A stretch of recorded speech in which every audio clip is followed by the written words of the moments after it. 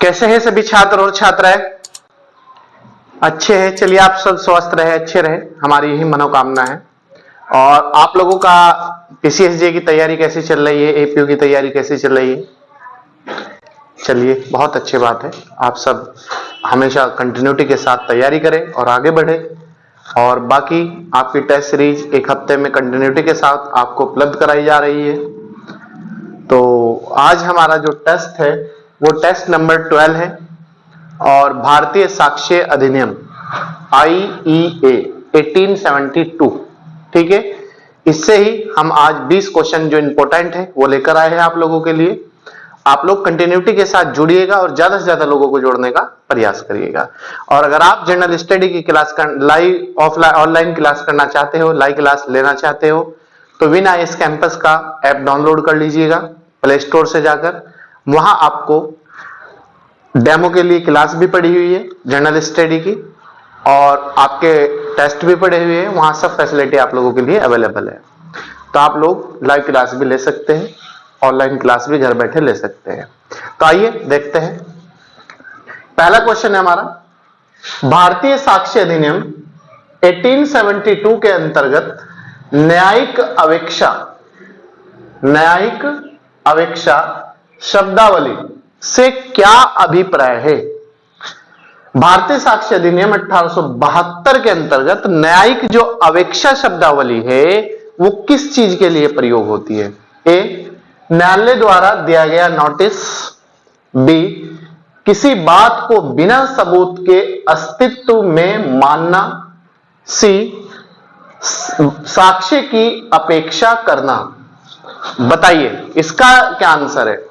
न्यायिक अवेक्षा जो शब्दावली है उसका क्या अर्थ जाएगा, क्या मीनिंग जाएगा? उसका जो मीनिंग है किसी बात को बिना सबूत के अस्तित्व में मानना, ठीक है। उसका कोई एविडेंस नहीं है, उसका कोई प्रूफ नहीं है, उसका कोई साक्ष्य नहीं है, उसका कोई प्रमाण नहीं है, तो इसका मतलब यह है उसे फिर भी मानना, ठीक।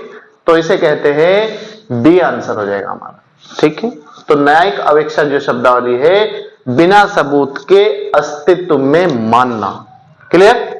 Question number 2, Indian Evidence act IEA 1872 प्रत्यक्ष रूप से उल्लेख नहीं करता। IEA इंडियन एविडेंस एक्ट, ठीक है। तो ये किस चीज का उल्लेख नहीं करता, ये बताना है हमें। ए ऑप्शन परिस्थिति जन्य साक्ष्य का। बी, दस्तावेजी साक्ष्य का, दस्तावेज का प्रूफ। सी, मौखिक साक्ष्य का। डी, द्वितीयक साक्ष्य का। तो ये इंडियन एविडेंस एक्ट 1872 प्रत्यक्ष रूप से जो उल्लेख नहीं करता वो नहीं करता परिस्थिति जन्य साक्ष्य का, ठीक है। कंडीशन टू अकॉर्डिंग एविडेंस, उसका ये उल्लेख नहीं करता। क्वेश्चन नंबर 3, जहां की कोई मूल दस्तावेज कई मूल प्रतियों में निष्पादित है, मतलब कोई मूल एविडेंस है हमारे पास और उसकी कई प्रतियां हैं, कई कॉपियां हैं हमारे पास, तो वहां ए ऑप्शन हर एक प्रतिलेख द्वितीयक साक्ष्य है, हर एक प्रतिलेख जो है वो सेकंड प्रमाण है, हर एक मूल प्रति उस दस्तावेज का प्राथमिक साक्ष्य है। सी, ए व बी दोनों, मतलब द्वितीयक साक्ष्य भी है और प्राथमिक साक्ष्य भी है। सी, केवल दूसरा। बताइए इसका जो हमारा आंसर है, आप याद रखना, बार बार पूछा गया है एग्जाम में, केवल दूसरा, मतलब दूसरे में हर एक मूल प्रति उस दस्तावेज का प्राथमिक प्रमाण है, ठीक है।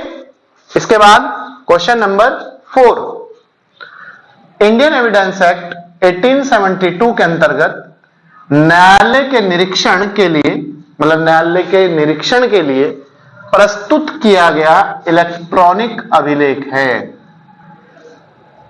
क्या है वो? ए, मौखिक साक्ष्य, इलेक्ट्रॉनिक साक्ष्य, लिखित साक्ष्य, प्रमाण, एविडेंस, आधुनिक साक्ष्य। बताइए क्या है वो? यह है आपका इलेक्ट्रॉनिक साक्ष्य।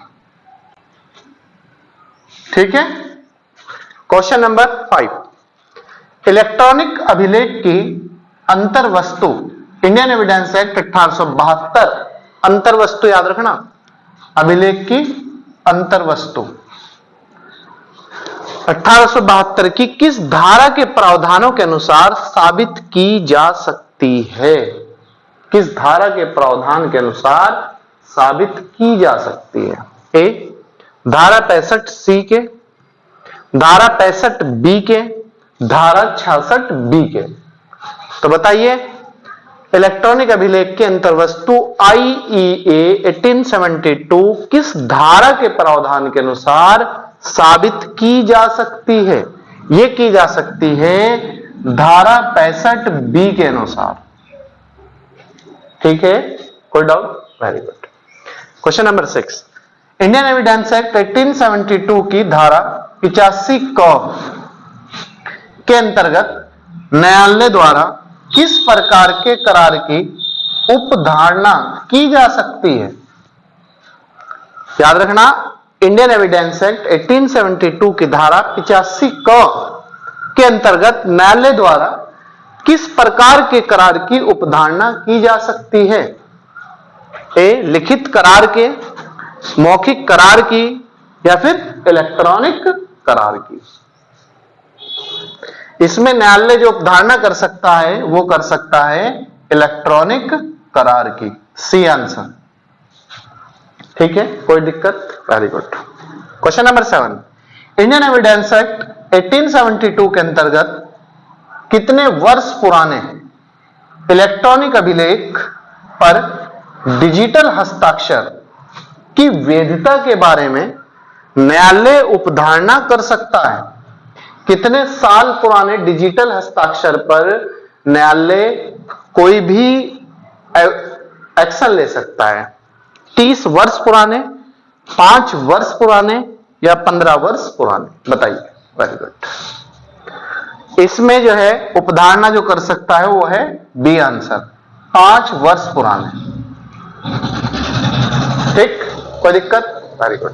इसके बाद नेक्स्ट क्वेश्चन नंबर 8 है, यह सूत्र की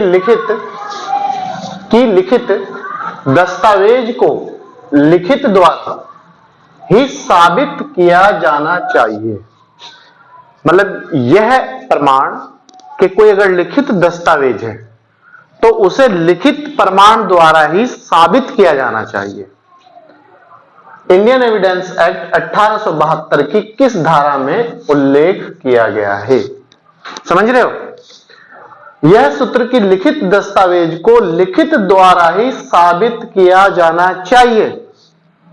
IEA इंडियन एविडेंस एक्ट 1872 की किस धारा में इसका वर्णन किया गया है, उल्लेख किया गया है, या इसे डिफाइन किया गया है, या इसे समझाया गया है? ए, धारा 87 में, धारा 91 में, धारा 121 के अंतर्गत। इसका जो ऐसा कहा गया है कि लिखित दस्तावेज को लिखित द्वारा ही साबित किया जाना चाहिए, यह कहा गया है बी आंसर में, धारा 91 में। ठीक है, धारा 91। क्वेश्चन नंबर 9, दहेज मृत्यु की उपधारणा जो इंडियन एविडेंस एक्ट 1872 की धारा 13 ख में लिखित है। ठीक, कौन सी लिखित है? दहेज मृत्यु की उपधारणा किस धारा में? 13 ख में। यह किस संशोधन द्वारा जोड़ा गया था? किस संशोधन द्वारा जोड़ा गया था?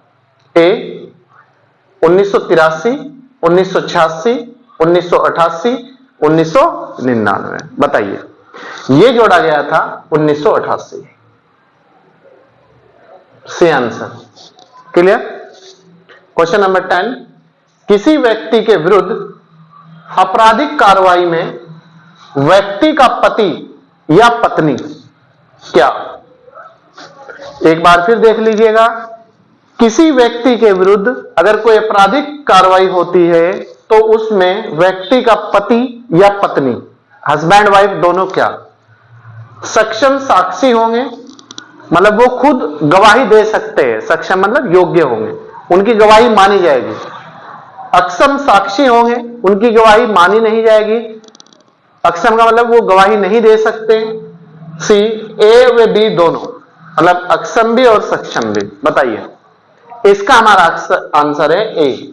वो अपनी गवाही खुद भी दे सकते हैं और वो मानी भी जाएगी।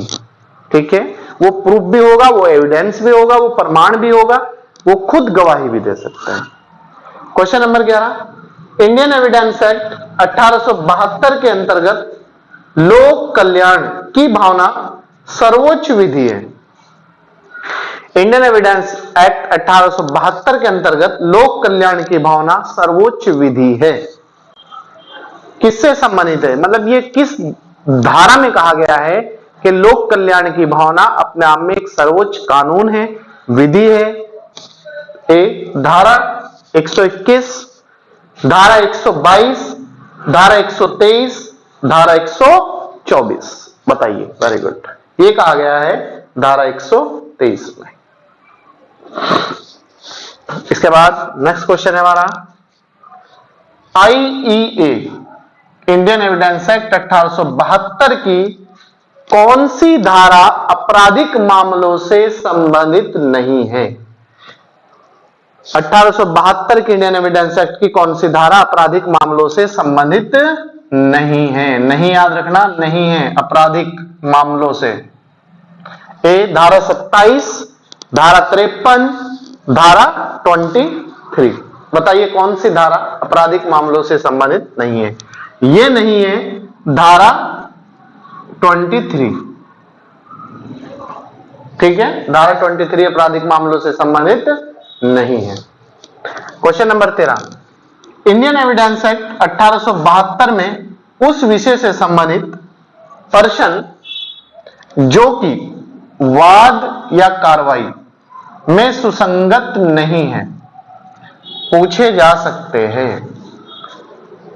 एक बार फिर देख लीजिएगा, भारतीय साक्ष्य अधिनियम 1872 में उस विषय से संबंधित पर्सन जो कि वाद या कार्रवाई में सुसंगत नहीं है पूछे जा सकते हैं। ऐसे पर्सन पूछे नहीं जा सकते, मतलब ये ऑप्शन ये कह रहा कि जिनका संबंध वाद या कार्रवाई से नहीं है वो पर्सन नहीं पूछे जाएंगे या नहीं पूछे जा सकते। बी कहता है पूछे जा सकते हैं। बी ये कह रहा कि चाहे वो कार्रवाई वाद से संबंधित हो या ना हो, ऐसे पर्सन पूछे जा सकते हैं। सी कहता है धारा 147 के तहत। डी कहता है कोई नहीं, नन ऑफ दिस। इसका आंसर हो जाएगा हमारा ए, ऐसे पर्सन पूछे नहीं जा सकते।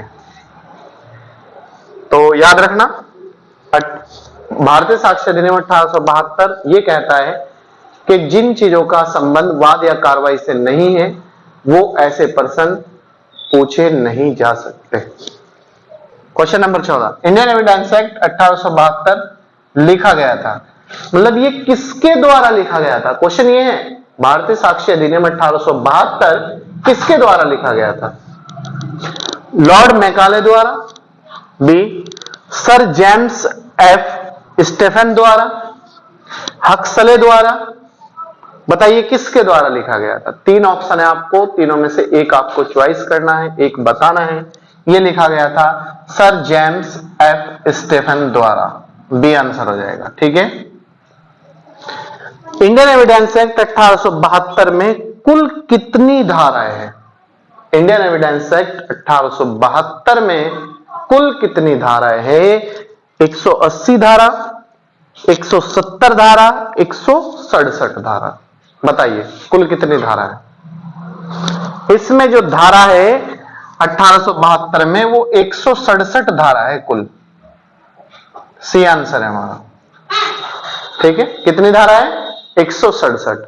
लिखा किसके द्वारा गया? सर जेम्स एफ स्टीफन द्वारा। क्वेश्चन नंबर 16 है, भारतीय साक्ष्य अधिनियम 1872 के विधेयक को किसने तैयार किया था? भारतीय साक्ष्य अधिनियम का ड्राफ्ट, विधेयक या फिर प्रारूप या दस्तावेज, एक ही बात है, सब याद रखना। किसने तैयार किया था? चौथे विधि आयोग द्वारा, सर हेनरी मैन द्वारा, सर जेम्स स्टेफन द्वारा, डी सभी द्वारा। तो बताइए, भारतीय साक्ष्य अधिनियम के विधेयक को किसने तैयार किया था? यह तैयार किया था सी, सर जेम्स स्टेफन द्वारा। ठीक है। क्वेश्चन नंबर 17, न्यायालय को दिया गया शपथ पत्र क्या है? जो हम न्यायालय को शपथ पत्र देते हैं वो अपने आप में क्या होता है? साक्ष्य है, साक्ष्य नहीं है, केवल एक लिखित कथन है, डी एक सबूत है, एक प्रूफ है, एक एविडेंस है, एक प्रमाण है। तो बताइए क्या है जो हम न्यायालय को शपथ पत्र देते हैं, वो क्या है? वो है साक्ष्य नहीं है, वो प्रूफ नहीं माना जाता, वो एविडेंस नहीं माना जाता, वो प्रमाण नहीं माना जाता। तो आप याद रखना, न्यायालय को दिया गया शपथ पत्र साक्ष्य नहीं हो सकता। क्वेश्चन नंबर 18, कोई व्यक्ति है क, वो कहता है कि ख ने उसे क आदमी को ख ने बताया कि ए ने बै का कत्ल कर दिया है। देखो समझो क्वेश्चन को, मैं क हूं, आप मुझे क व्यक्ति मान लो, ठीक है। मैंने ख को बताया, दूसरे व्यक्ति को बताया ख को, कि ए आदमी ने बे आदमी का कत्ल कर दिया, उसकी हत्या कर दी। तो ये क्या है? प्राथमिक साक्ष्य है, बी सबसे अच्छा साक्ष्य है, सी अनुश्रुत साक्ष्य है, डी स्वीकृति है, प्रमाण है। तो ये इस तरह की जितनी भी बातें होती है, जिस तरह का ने खा को बताया कि आ ने उसकी हत्या कर दी, उनने सा को बताया, तो इस तरह के जितने भी साक्ष्य होते हैं वो आपका अनुश्रुत साक्ष्य में होता है, सुनी गई बातें। तो आंसर हो जाएगा हमारा सी, अनुश्रुत साक्ष्य। क्वेश्चन नंबर 19, सबूत परिणाम होता है।